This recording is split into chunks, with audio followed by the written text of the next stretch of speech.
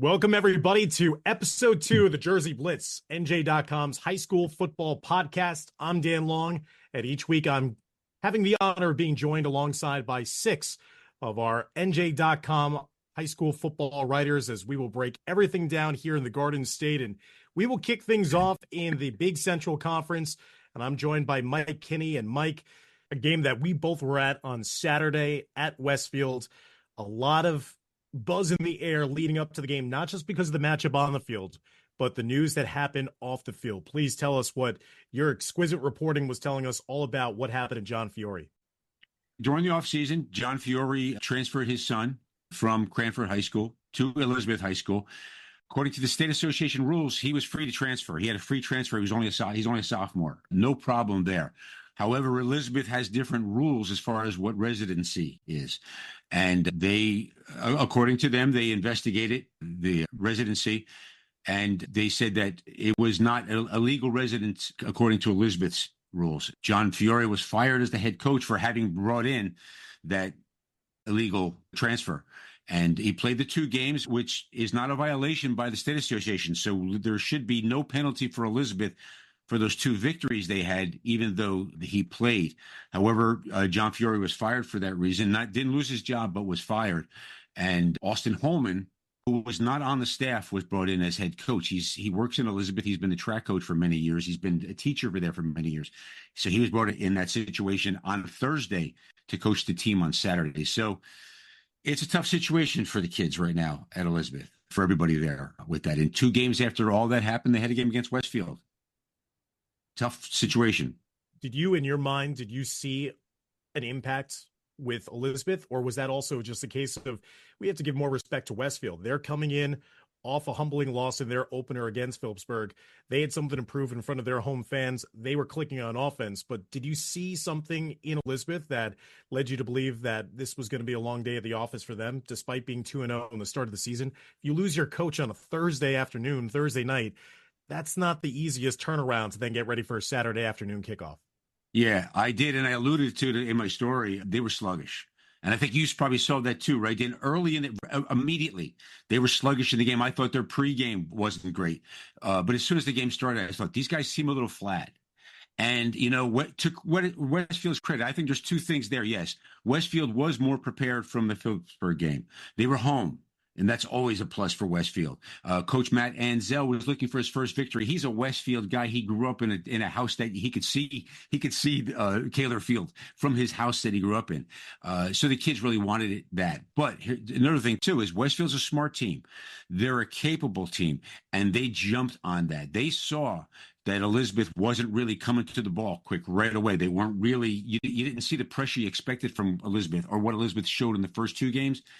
And Cole Weidler took advantage of that at quarterback and found his receivers, and his receivers ran routes to get open, and he put the ball where they wanted. And they got got Elizabeth on their heels immediately. So, yeah, a little bit of Westfield being smart and showing more talent than they were able to show against Phillipsburg, and Elizabeth being very flat. We saw a second half, Elizabeth playing much better football. And one of the problems that Elizabeth had is that they also did not have Enzo Ferrero on their team. I mean, if you had fantasy football in the high school ranks, this is the guy that you would have wanted in your starting lineup after what he performed on this Saturday. 3 touchdown catches, over 200 receiving yards. He was kicking every extra point. He knocked in a 34-yard field goal before halftime, and then even added an interception as the cherry on top at the end of the game. Mike, I was blown away in all my years of broadcasting. That was one of the top individual performances in all phases of football that I've seen. What did that mean to you with how he played on Saturday? There's no question at all. It's one of the top performances I've seen in a long time overall. I'll tell you what, if he didn't kick and if he didn't play defense, I'd have been very impressed with his receiving. We talked earlier, and he is a good receiver. This is not something that just happened. And you could tell this is a kid who has excellent skills. He knows how to seal his body off from defenders. He knows how to get open. He's got speed, not blazing speed, but good speed, smart speed. He gets open. He doesn't drop the ball, and he gets to very tough passes. He's as good catching the ball away from his body as any receiver I've seen in the last 25, 30 years. He's really that talented a receiver. And Westfield has other capable receivers as well, and that makes him a little more dangerous. Phillipsburg was able to load up against him a little bit. Phillipsburg made it a point. We have to stop that kid. We can't let that kid hurt us. He still had 80-something yards of receiving. That's how good he is, even though Phillipsburg made it a point to stop him. But Elizabeth, they're a little flat, a little on their heels, and Enzo just took advantage of that. It's just a fantastic performance. Our Friday game of the week, we got to see Ridge really make a statement against Hillsborough. Ryan Turner and company ran wild, and Ridge really put on a good show and looked like they had no real ill effects of that tough loss against St. Joe's Metuchen in the first week of their season. Yeah, I think maybe that tough loss against St. Joe's kind of galvanized them. It was a good game. It was a tough game. 3-point loss to a team that St. Joe's might even be a little better than I thought they were going to be. And that ends up being, with Ridge's turnover from last year, ends up being a really good game for them. And Turner did a great job. I think probably what you saw, what might have impressed, what it seemed to impress the people at Ridge was Connor McLachlan's job at quarterback, controlling that offense.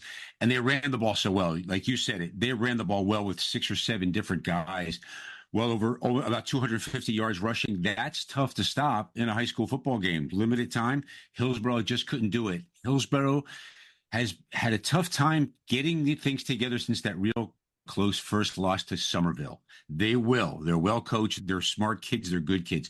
But I think that first game, had it turned another way, might have been a little different story for them. But the Ridge was ready. And at the beginning of the game, Mike, Hillsborough was marching down the field. It looked like they were going to at least settle for a chip shot field goal. They missed that 24-yard kick. And then Ridge, like you were saying, galvanized, using just running back options throughout the course of that first half. And I think I was pretty impressed with not only that they could score, because then you saw the confidence brimming that they were coming off a 34-point performance in the first week in a loss. It was their defense bending but not breaking, not giving up any points to allow Hillsborough any idea of staying in the game. I think that's the formula for success for Ridge. They can put up the points. It's a case of, can they slow down and keep the other points off the board? Exactly. They weren't able to do it against St. Joe's. They need to stop some people to really make that running game effective. That's exactly what they did. Control the clock, get the ball back, control the clock a little more. Aiden Stieglitz did a really good job both sides of the ball. He ran the ball a little bit. He controlled things in the linebacker in the middle of the field. I think Nate Schneider did a great job, too, of putting pressure up front on Hillsborough. Hillsborough just couldn't get anything going. When Ridge is playing defense like that, when they're athletic, when they're reactive, they're getting to the ball with several hats, 3, 4 hats. That's Ridge football. That's what Coach West stresses all the time. When they're doing that, it just, everything falls into place. The offense feeds off that defense. Now, certainly that worked against Hillsborough, and it also put up points against St. Joe's Metuchen. But looking down the line, they've got a big opponent coming in this week in Phillsborough, a team that you know is a team on the climb. Can you beat Phillsborough just being one-dimensional with running the football with multiple running backs? Or we saw a little bit of that passing attack on full display by McLachlin on Friday night. Does Ridge have to have a potent offensive game throwing the ball to make this a reliable offense against a team the likes of Phillipsburg?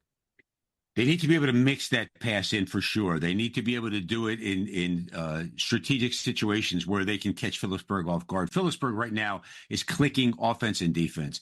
And what Ridge is going to have to do is come in and assert itself right away at home. They're home. They're not over at Mahoney Field. They're home, which is where they want to be against Peaburg.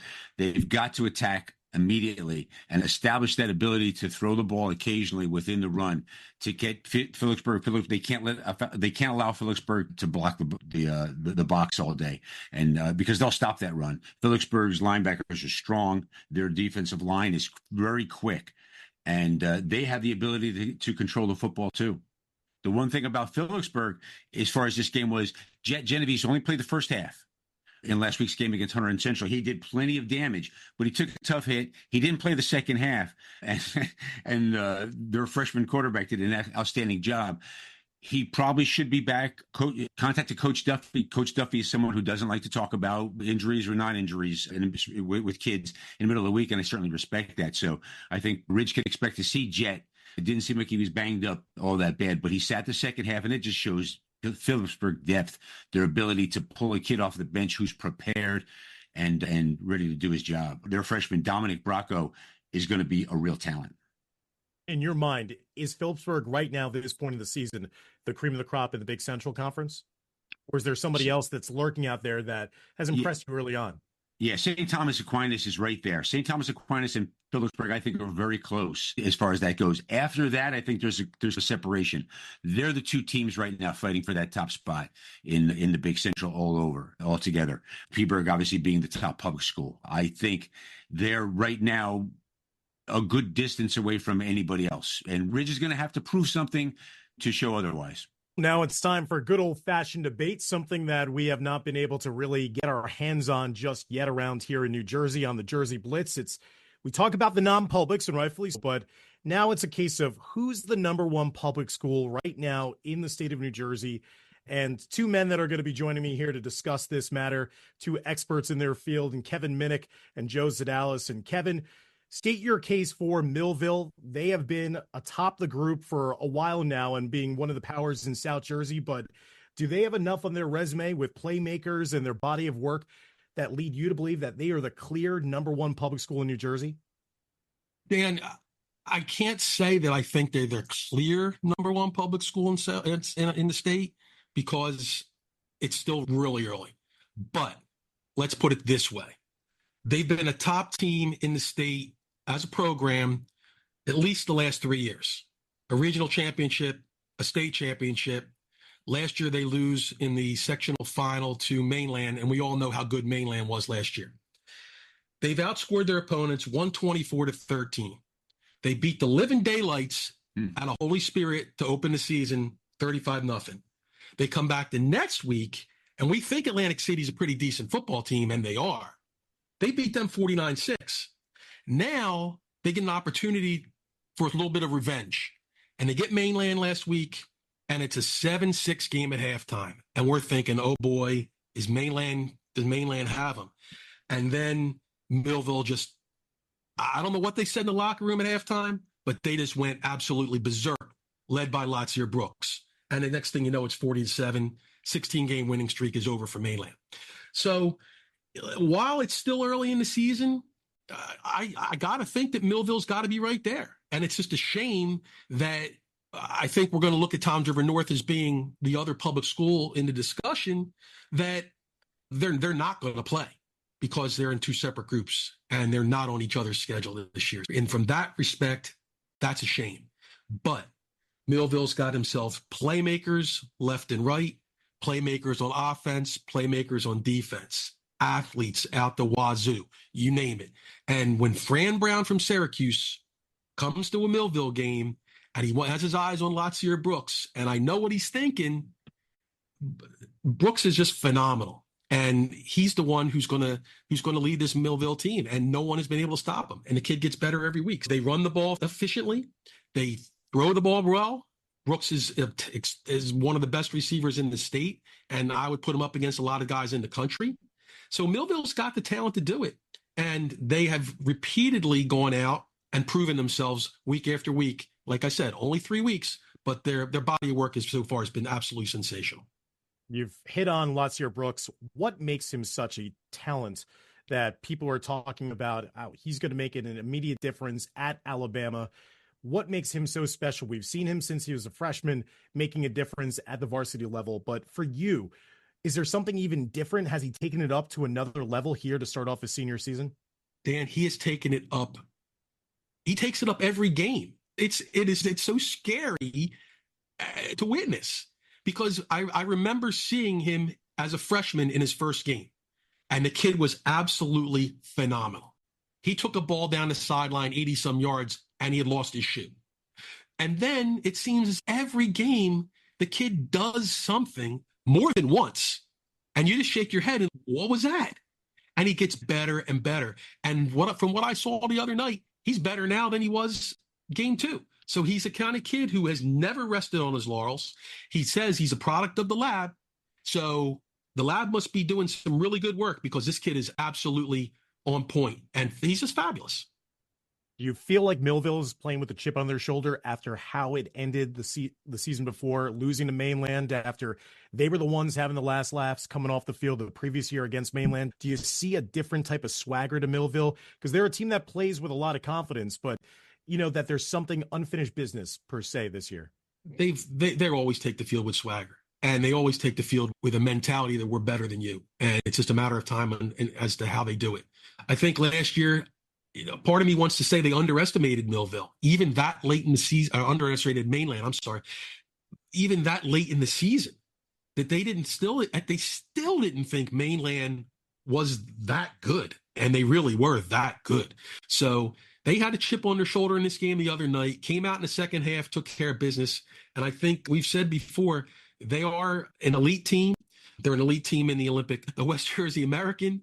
And for my money, I have no problem thinking they're the number one public school in the state. All right. You heard that, Joe Zadalis. State your case for Toms River North. That's a two-time state champion team in Group 5. They're a team that's rolling in the Shore Conference. What do they have that maybe other public school programs don't have? If we were talking about the best player in the state, Millville wins the argument hands down. I'll wave the white flag, fall on my sword.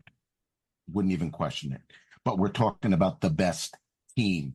And what I saw from Toms River North the other night was frightening. This team is incredible. Dan, Kevin, overnight, it seems, they went from being the infantry to the Air Force. This team is got more playmakers this year than it had last year. Now, this is a different Toms River North team. Last year, they had Micah Ford. The year before, they had Micah Ford, and Micah Ford would just pound you until you broke. This Toms River North team has quick strike capabilities that I haven't seen from a Shore Conference team in a long time. The other night against Jackson, 2-0 Jackson, a good team, not a great team. Toms River North's first team offense ran 18 plays and scored 6 touchdowns. They have yet to play their starters in the second half. So in similar numbers to Millville, Toms River North has outscored its first 3 opponents 140-12. This includes a team that was 11-1 in Pennsylvania last year, Downingtown East. This includes Toms River East, Toms River North's crosstown rival, who they should not play anymore, and then Jackson Memorial. Toms River North gets chunk plays on a regular basis, and their quarterback, TJ Valerio, now we started 5 games last year, is off to an incredible start. I could not have envisioned him being this well. He's opened the season 30 of 32 for 680 yards and 7 touchdowns. He is on pace for a 3,000-yard passing year. He's averaging 213 a game. And the other thing, he just gives them, he can run the ball. And here's the thing about Toms River North. I think they're only scratching the surface. First, we don't know if they even can play defense yet because they've only allowed 12 points. Second, they haven't really had to run the ball yet or even tried to run the football yet. Micah Ford's little brother, Mordecai, is the number 1 running back. He's got blazing speed. They have tremendous speed on the outside. And then the Toms River North's 2-time All-State tackle, Jaylene Matthews, who's going to Rutgers, has only played 33 plays, period. He hasn't even scratched.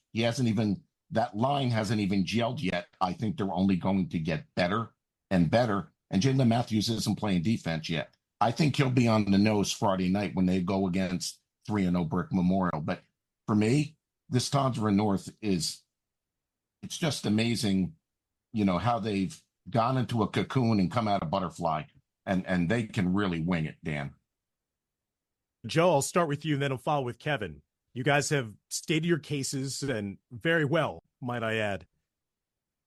Will they be willing and able to crack into the top 5 based on, for Toms River North, are they going to face an opponent that's going to be enough of a resume builder to justify, if they win a couple and maybe a couple of non-publics ahead of them in the rankings fall, that they're worthy of being a top 5 team? The same goes for Millville. Is there enough of an opponent that is waiting in the weeds for Toms River North to justify that? Or are we going to have to wait until the postseason to really see, when push comes to shove, how will they play defense?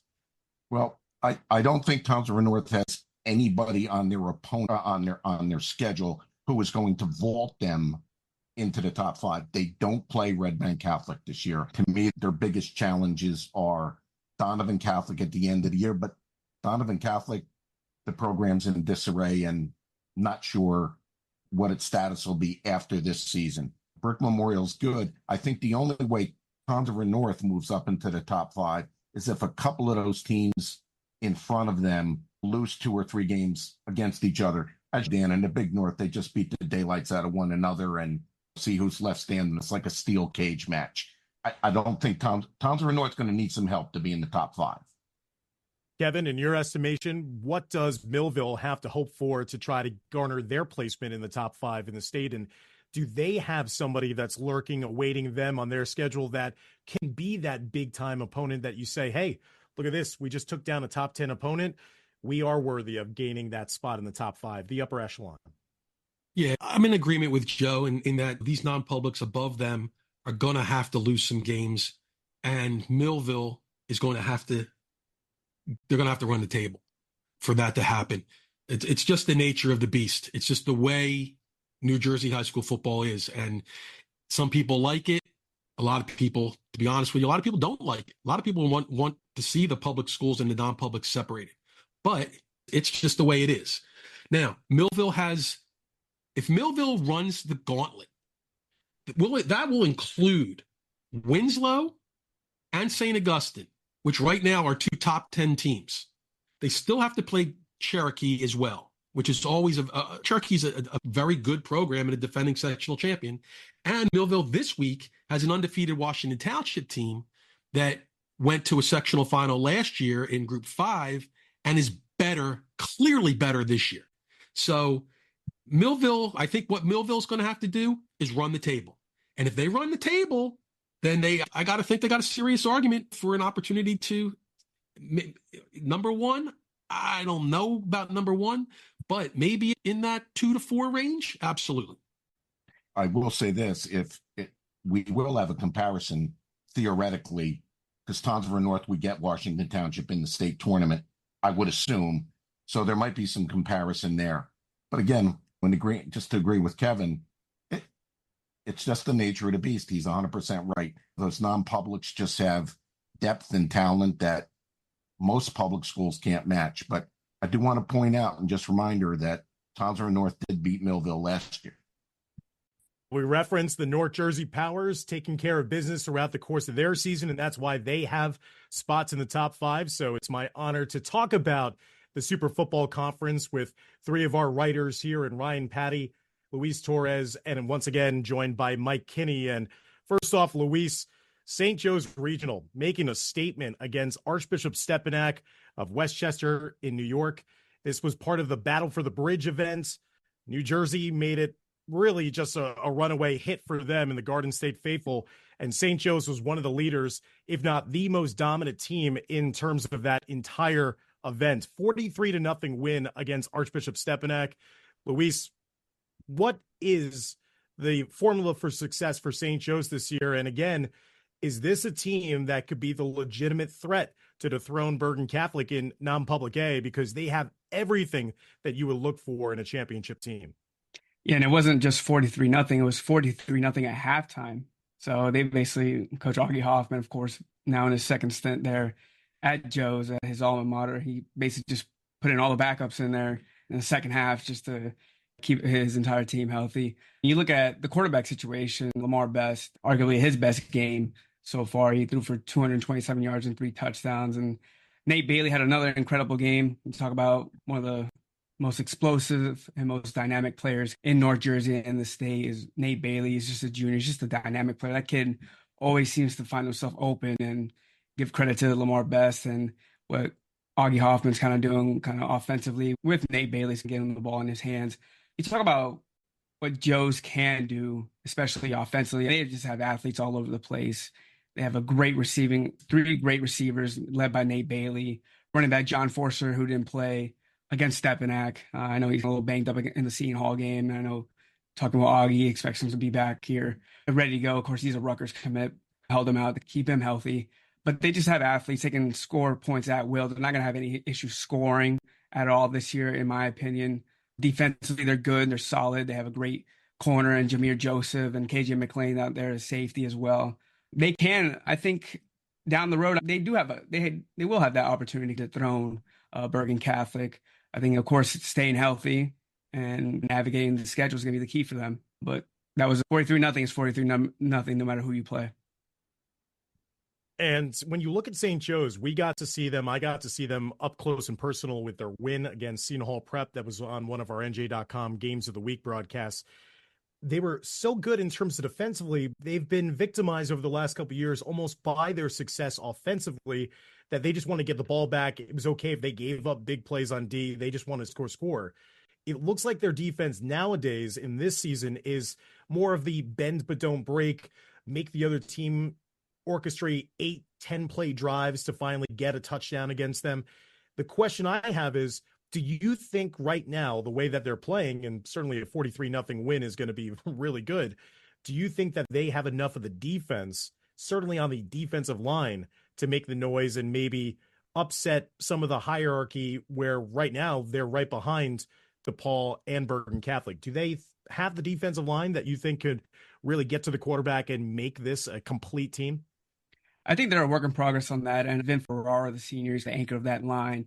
I haven't seen them play a game yet in person. I saw them scrimmage at Iona Prep earlier before the season started, but I think they opened a lot of people's eyes against St. Francis Academy, a nationally ranked team. And I know Ryan Patty was there and watched them, and he was vastly impressed with them. And I think heading into the fourth quarter, Joe's actually had the lead going into that game. Heading into the fourth quarter in that game, they just ran out of steam. But if you can match up against St. Francis Academy, who was one of the top teams in the country, you can play with anybody. And I think defensively, I think they've gotten better since then. I think they've only allowed 7 points. That was the Seton Hall, and that was a late touchdown. You were there. By then, I think Augie probably had the twos in. And so basically the ones haven't allowed any points in 2 weeks. So I think they're a work in progress on the defensive line, but I think they're going to be fine. I think the more experience they get and kind of they rotate guys, they're going to be productive on that side. And as you mentioned, Ryan Patty, you've been able to see some of these teams already this season. Is it still in your mind 1, 2, 3, where it's Bergen Catholic, DePaul, and St. Joe's as the cream of the crop when it comes to the non-public ranks, with Don Bosco Prep still impressing with a couple of wins, including a lopsided win against St. Anthony's of Long Island? Is it still Bergen, DePaul, and SJR in your mind? Yeah, I want to start by saying that this is a great win for St. Joe's, because let's remember, Stepanak defeated DePaul in each of the last 2 years, and that program's very well run out there in Westchester County. It's traditionally one of the better programs out there. A couple of years ago, they had a really good season where they were ranked, pretty high nationally. But I don't think this changes our top three. It's early in the season, but Bergen and DePaul kind of proved themselves last week against top 10 teams in the country. Massillon for Bergen and Good Counsel for DePaul. St. Joe's had chances in that St. Francis game, as Luis mentioned. They let that game get away in that fourth quarter. Like Luis said, ran out of steam a little bit. Just got worn down by the size St. Francis had up front.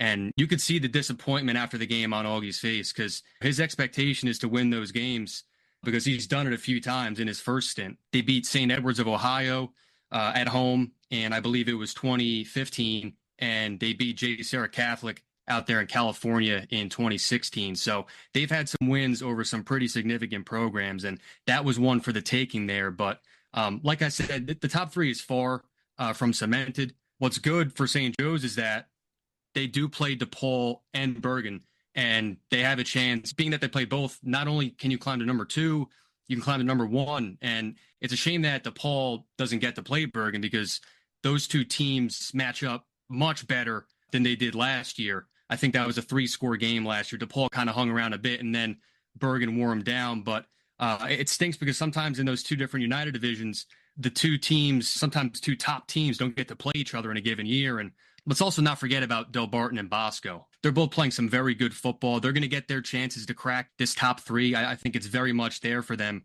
And they're both playing very good football despite both losing once out of state. And I'll say this, anything can happen in this league. Dan, you know it very well. You've been following it for a long time.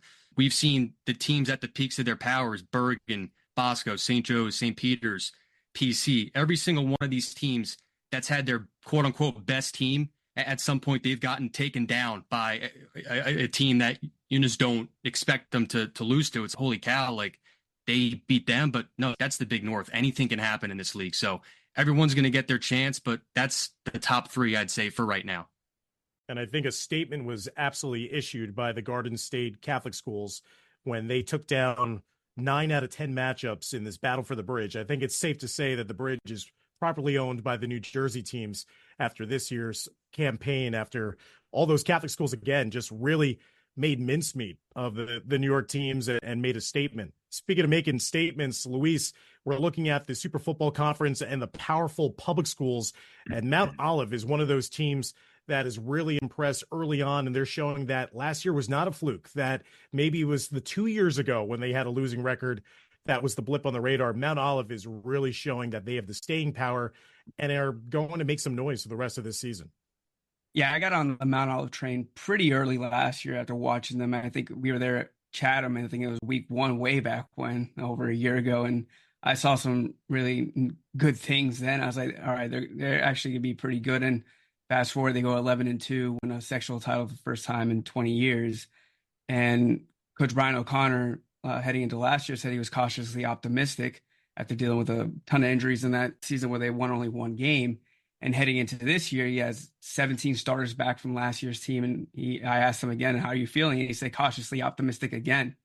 And rightfully, I saw them against Randolph, and Randolph has a new coach in Dave Albano, who was at Par Hills for over 2 decades. Was highly successful there. And Mount Olive, I mean, in the second half, they just really pulled away.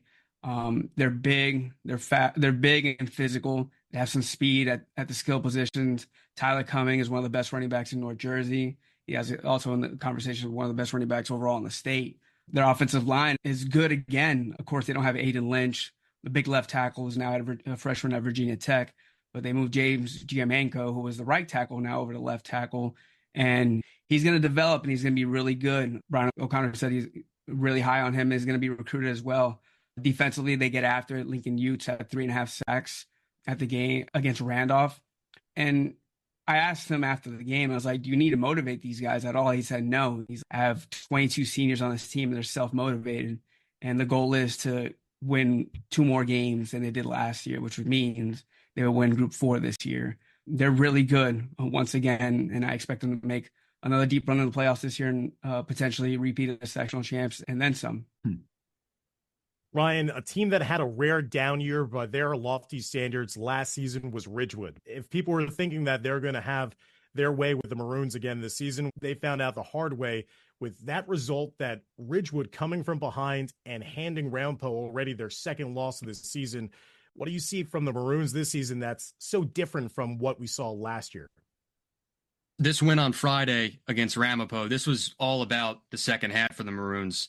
They scored 29 in the second half, came back from down 10-0, but there was a moment right before halftime where I thought, and I was like, you know what? Like, Ridgewood's still very much in this game. And Ramapo was up 10-0, driving with a chance to make it 17-0 with a touchdown and extra point. And Casey Grusser threw a nice layered pass down the seam to Wake Forest tight end commit Charlie Wingfield. And Charlie had to jump for the ball a little bit. And I don't know if he mistimed the jump, but it's a ball that Charlie Wingfield catches 99 times out of 100 because he's Charlie Wingfield. He's 6'5", going to Wake Forest to play tight end, plays linebacker, kicks. He's got an amazing catch radius. He's pretty much the best athlete every time he touches the field, best athlete on the field every time he touches it. And the ball just got by him and went right into the hands of Will Yates of Ridgewood. And I was like, you know what? They're still very much in this game. And they took that play into halftime, and head coach Tori Watson put together an inspiring halftime message, made the kids look at themselves in the mirror. And they dominated that second half. Alan Burns had 3 third-quarter touchdowns. 2 of them were over 60 yards. And the game was put away in the fourth quarter in the final moments on a fumble return from Max Caruso. And that front seven for the Maroons just mauled Ramapo up front there. Casey Grusser under pressure a lot in that second half, flushed out of the pocket a lot. And the ground game wasn't as effective as it was in the first half for the Raiders. And what a win this is for Ridgewood. And it's the second week in a row where Ramapo loses a game where it felt like it could have won, but I think all they have to do is just win that one and they're going to crack the seal because this is still a very talented Ramapo team. It's not the team that they had a year ago or even 2 years before that, but this is still a very talented team. But Ridgewood, just statements in the first 3 weeks. They outscored their opponents 69-0 in the first 2 weeks. They just absolutely dominated on both sides of the ball, pretty much for all but 24 minutes. It's going to be very interesting to see how Rampo bounces back from that loss. We'll see them right in person as our Friday game of the week, as it's not going to be a gimme for them, as they're going to be taking on one of their old-time rivals in Old Japan. So that's going to be a fascinating one to see. How does Rampo bounce back as they're possibly staring 0-3 in the face, which is unheard of in Franklin Lakes. Mike Kinney, Cedar Grove, a team that knows how to win football games, knows how to win championships in history. Are they one of the better North Jersey public school programs right now based on how they've kicked off 2024? I don't think there's any question about it. Yeah, winning, nobody's surprised that Cedar Grove is winning. Let's say 3-0. Nobody's surprised Cedar Grove is 3-0. I don't think because they win. Under Rob Gogarty, the last 9 years as the head coach, the team averages 8 wins a year. They're always going to be there. They're always going to compete. That's Cedar Grove football. I know that because when I was in high school, we played against Cedar Grove, and they were always tough guys and always tough to handle. And that was 1,000 years ago. But it's the way in which they've done it. They have just absolutely dominated. Stephen Paradiso is back at quarterback for his 3rd straight year. A third-year quarterback is an outstanding player in any program. He's a weapon just because of his experience, because of his knowledge of how to break down a defense. And if he's got some talented kids around him, all the more. But it's the way they're playing defense right now. They've allowed 10 points in their first 3 games. Now, the first game, impressive enough, beating Shalik. I have to admit, I don't know much about Shalik. Weequahic was the next opponent. I know plenty about Weequahic, and they beat them 27-7. Verona last week. Verona was off to 2-0, playing great football. Rob DeMasi at quarterback, doing a great job. Verona scoring tons of points, and Cedar Grove beat them 41-0. Just absolutely a statement of, fellas, in Group 1, right in North Group 1, you're going to go through us. And here's the deal, too. Last year, they lost in the playoffs to Shabazz. Shabazz was a very good team last year. They beat Shabazz in the regular season. They lost in a close game. They lost a close game in the playoffs. Shabazz is now in Group 2. Shabazz is a dynamite team, but they're in Group 2. So Cedar Grove doesn't have to deal with them, not in the regular season and not in the playoffs. So there's a little difference there. But Stephen Paradiso is in charge at quarterback, and defensively, they are just stopping people and giving the ball back to him. We do have a great jam-packed week when it comes to top 20 matchups. 4 different top 20 matchups this weekend in the Garden State. And I bring in for the first time here tonight, Bill Evans on our Jersey Blitz podcast. And Bill, you get to preview a couple of these matchups down in South Jersey that have a lot on the line, not only when it comes to our top 20, but also potentially down the road for playoffs and seeding. Talk a bit about first Millville and Washington Township. Yeah, could be a big statement game for Washington Township. They came into the season with a lot of expectations, opened up at the Bow of the Beach with a kind of a statement win over Northern Highlands. They've won 2 more since. They're now 3-0. Millville obviously has been one of the best teams in South Jersey for a number of years now. It's a very interesting matchup. Millville is definitely the favorite here. Kevin talked a little bit about Latsier Brooks earlier, and he's obviously going to impact this game. But they're more than Brooks. In the 49-6 win over Atlantic City, 7 different guys scored. For Washington Township, they're going to have to contain Brooks. They have a really good defensive back in Deshaun Long, who I'm sure we'll see a lot of him. They've got a pretty good pass rush with Andrew Osborne, who leads the way with 4.5 sacks, and a couple other guys that can get after the quarterback. They're going to have to do those 2 things. And one thing they're going to have to do is make sure that they don't turn the ball over, because Millville has scored on defense in every game this season. Brooks has, you say, keep Brooks on the sideline, run the ball, which Washington Township does. Colin Beeler has 65 carries in 3 games, but Brooks has scored on defense twice. They can't turn it over. They can't give them any free points. And then maybe they can hang with them. That's a possibility. But Millville is obviously very explosive, can score in so many ways with so many different guys. There's Township's going to have to be perfect, but I think they have the type of team that can hang.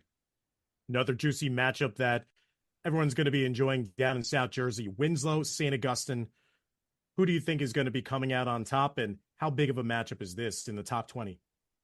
These are teams in the West Jersey Football American, which is one of the best divisions in the state, might be the second best behind the United Red, I believe it is, with all those non-public powers. Last week we saw St. Augustine beat Cherokee 21-7 in one division matchup, and Millville blew out Mainland in the second half there. This is a big matchup. Winslow, I think, is a team that is a passing team with Jalen Parker, one of the best quarterbacks in South Jersey, who can also run it. And they have got two good running backs in Karana Lee and Roman Duckett. St. Augustine is a running team with Julian Turney, but who is also, in past years has not been able to throw the ball very well. But Ryan Storr has 5 touchdown passes this year. They've got a couple of athletic receivers in Ryan Coney and Liam Flynn. So they've started to show that, they can be a balanced offense.